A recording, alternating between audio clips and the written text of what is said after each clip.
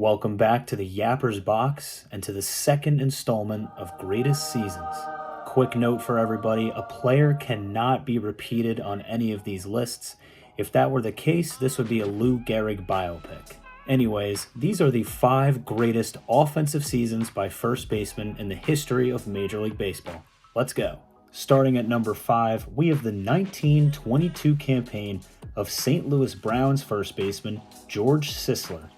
Sisler cracks this list today because that season he batted .420, the highest batting average ever recorded by a first baseman, and one of just 13 players to ever bat .400. His 246 hits are the third most ever recorded by a first baseman.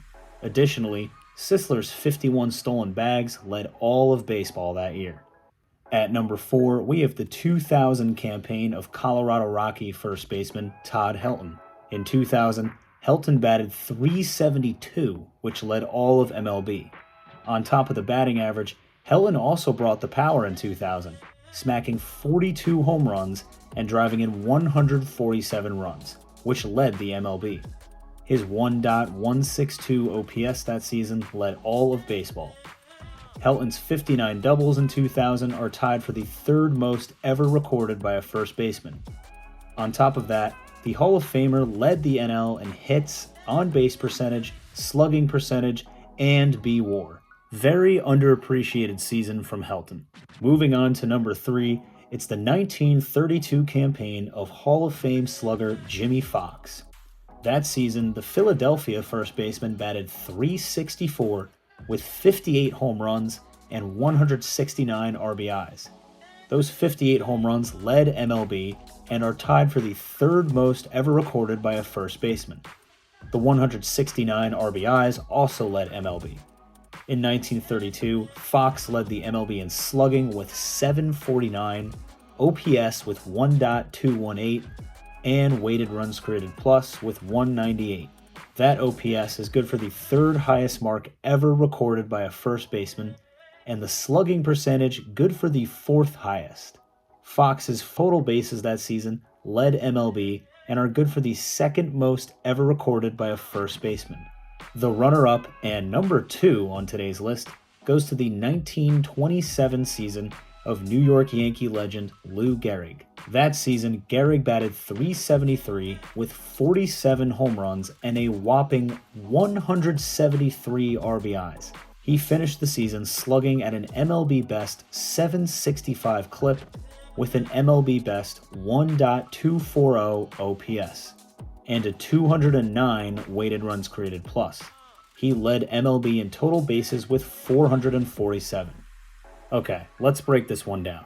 Gehrig's 173 RBIs are good for the fourth highest by a first baseman ever.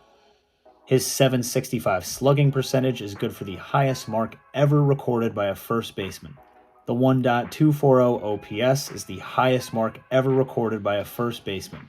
His .209 WRC plus is the highest mark ever recorded by a first baseman. And the 447 total bases, you might have guessed, those are also good for the most ever totaled by a first baseman.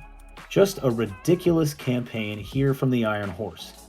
But I'm sure you're wondering, what could possibly top this?